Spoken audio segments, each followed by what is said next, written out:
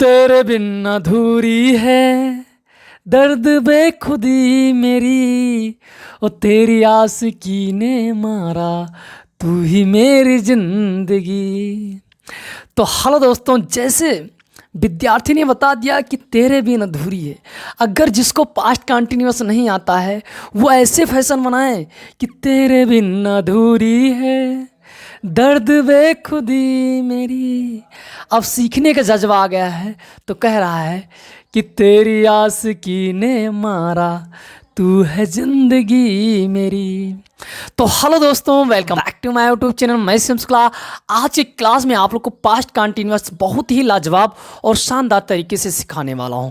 बहुत विद्यार्थी कहते हैं कि सर पहचान नहीं पाता हूं, कैसे इसका ट्रांसलेशन बनाऊं। तो आज की क्लास में पूरे क्लास को लास्ट तक देखना है, पूरे दिमाग में आपके बैठ जाएगा। तो आइए क्लास को शुरू करते हैं और बड़े ही लाजवाब तरीके से सीधा कमज़ोर से कमज़ोर विद्यार्थी के दिमाग में ऐसे टेंस को, ऐसे सेंटेंस को चुटकियों में समझा दूंगा। आज के बाद जब पास्ट कंटिन्यूअस टेंस आएगा तो उस चुटकियों में आप बना लेंगे। जो मैं स्ट्रक्चर देने वाला हूँ, जो मैं ट्रिक बताने वाला हूँ, जो मैं तरीके से सिखाने वाला हूँ, सीधा दिमाग में बैठ जाएगा। तो आइए क्लास को शुरू करते हैं और सबसे पहले आपको सिखाते हैं इसमें कैसे पहचानना है। पहचानने के लिए सिंपल सा नियम है, आपको देखना है रहा था। अगर ये चीज़ मिल जाए तो आपको पहचान लेना है क्या है कि पास्ट कंटिन्यूअस। लास्ट में आपको मिलेगा रहा था, बस ये पहचान होगी और कुछ देखना ही नहीं। दिमाग में ये रखना है, तुम्हें रखना क्या है कि रहा था अगर मिल गया। देखिए सब में है रहा था, रही थी, ये सब अगर आ जाता है क्रिया के बाद, आपको हिंदी में दिख जाता है क्रिया के बाद, ठीक। तो आपको करना क्या है, ये जान लेना है कि ये पास्ट कंटिन्यूअस है। ऐसे सेंटेंस मैंने प्रेजेंट कंटिन्यूअस में पहचानाए थे और बनवाए थे। यहाँ केवल इतना अंतर है कि इसमें था है, क्या है सर, था है, ठीक, और बाकी कोई चेंजिंग नहीं। तो चलिए इसको बनाते हैं। कैसे बनाएंगे, बहुत ही आसान तरीके से। अफर्मेटिव का जब सेंटेंस आएगा तो उसमें एक स्ट्रक्चर मैं बता रहा हूँ, उसको याद रखना है। सर क्या, तो सब्जेक्ट वाज वियर, ये दो चीज़ ध्यान रखना है। बाकी मेन वर्ब का फर्स्ट फॉर्म में आईएनजी और ऑब्जेक्ट होता है। केवल यहाँ तुमको एक स्ट्रक्चर ये ध्यान रखना है और हिंदी में तुम्हें ये पहचानना है रहा था मिल जाएगा। अंग्रेजी में तुम्हें केवल इतना ध्यान रखना है कि एक वचन है तो वाज और बहुवचन है तो वियर लगेगा। बस अपवाद ये है कि आई के साथ वाज लगता है, बाकी जितना प्लूरल है उसके साथ वियर ही लगेगा और सिंगुलर के साथ वाज लगेगा। तो आइए सेंटेंस के माध्यम से सीधा कमज़ोर से कमज़ोर विद्यार्थी के दिमाग में बैठाते हैं। चलिए इसको बनाते हैं। जैसे सेंटेंस आ गया आपके सामने कि वह जूता पहन रहा था।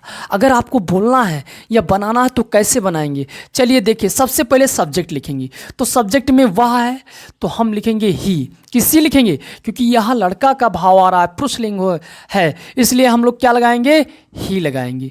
चलिए लगा देते हैं ही। अब ही एक वचन है तो क्या लगेगा, इज वाज लगेगा कि वियर लगेगा, तो आप लगाएंगे फॉर वाज, क्योंकि अभी मैंने आपको बताया है कि सिंगुलर सब्जेक्ट के साथ वाज और प्लूरल के साथ वियर लगेगा, ठीक है। तो देखिए ही वाज, अब पहन रहा था तो क्या हो जाएगा आपका वेयरिंग, ठीक है, वेयरिंग, आईएनजी लगा दो, वेयरिंग, बस। और जूता किसको, जूता पहनना था तो शूज लिख दो, SHOES, बन गया। कितना सिंपल है कोई समस्या नहीं होना चाहिए। तो बड़े ही सिंपल तरीके से यहाँ आप लोग ऐसे लिख सकते हैं। क्या बोल सकते हैं अंग्रेजी कि ही वॉज वेयरिंग शूज, वह जूता पहन रहा था। कितना सिंपल। अंग्रेजी तभी तो बोल पाओगे जब ये आपको आएगा। टेंस आपका मजबूत होना चाहिए। मैंने सारा टेंस इससे पहले पढ़ा रखा है, वहाँ चाहिए देखिए और तैयार करिए। अगर आप चाहते हो कि ये छोटा छोटा सेंटेंस है, सर बड़े बड़े सेंटेंस सीखना है, तो बड़े सेंटेंस मैंने ऑलरेडी बना रखा है। प्लेलिस्ट में जाइए, देखिए पूरा वीडियो देखिए, मैंने बड़े बड़े सेंटेंस का तो प्लेलिस्ट ही बना दिया है। तो आपको करना क्या है, यहाँ केवल नियम देखना है कि सब्जेक्ट के बाद क्या लगेगा अगर रहा था है लास्ट में। तो ये बात आपकी क्लियर हो गई कि अगर एक वचन है तो वाज लग गया। कैसे बन गया, कोई समस्या है नहीं होना चाहिए। दूसरा आप बनाकर बताएंगे, जल्दी से कमेंट बॉक्स में बताइए। अब यहाँ भी हम आपको दिखा दे रहे हैं, आप लोग कमेंट में उत्तर भी देना कि सर ये मैंने आपसे पहले बना दिया था। चलिए क्या लिखेंगे, यू के क्या हो जाए, तुमको क्या हो जाएगा, यू हो जाएगा। क्या हो जाएगा, यू। अब यू क्या है, प्लूरल सब्जेक्ट है, तो क्या लगा दोगे, वियर सर लगा देंगे, कोई समस्या नहीं होना चाहिए। आप पहन रहे थे, तुम पैंट पहन रहे थे, तो पहन रहे थे कब, फिर वही वेयरिंग आ जाएगा। बहुत ही सिंपल है, कितना आसान। बस मैं सिखा रहा हूँ, मीनिंग नहीं चेंज कर रहा हूँ, सिखाने का प्रयास कर रहा हूँ ताकि आपके दिमाग में सिस्टम बैठ जाए। तो चलिए उसके बाद क्या, पैंट्स, PANTS, पैंट्स लिख दो, सिंपल है, हो गया ना।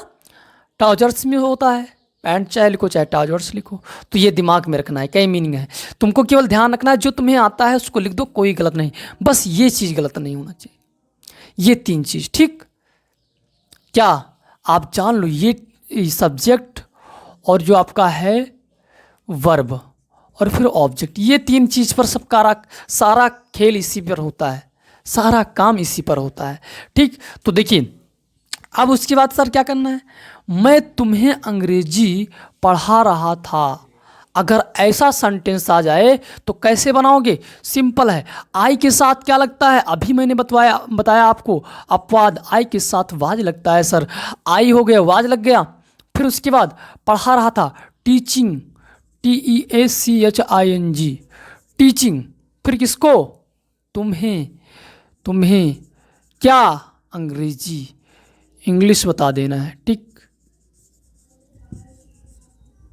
बन गया, सिंपल, कितना इजी है। I was teaching you English, ऐसे आप अंग्रेजी भी बोलोगे, लेकिन जब सेंटेंस को सीखोगे तब, बेटा ध्यान देना है। तो देखिए उसके बाद अब निगेटिव का सर है, तो निगेटिव का क्या करोगे, निगेटिव बनाने के लिए कुछ नहीं करना भैया।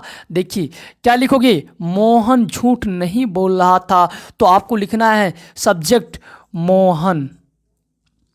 अब फिर उसके बाद एक वचन है तो वाज लगा दो, कोई दिक्कत, ये सब आप जान चुके हो। अब नाट लगाना है तो वह लगा दो नाट। आप स्ट्रक्चर तो देख रहे हो, बस काम खत्म, बाकी ज्यों करते हो।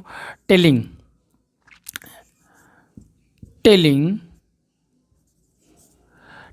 आ लाई, हो गया, काम बन गया, कितना सिंपल है, वेरी इजी। तो केवल नॉट लगाना था वाज और वियर के बाद।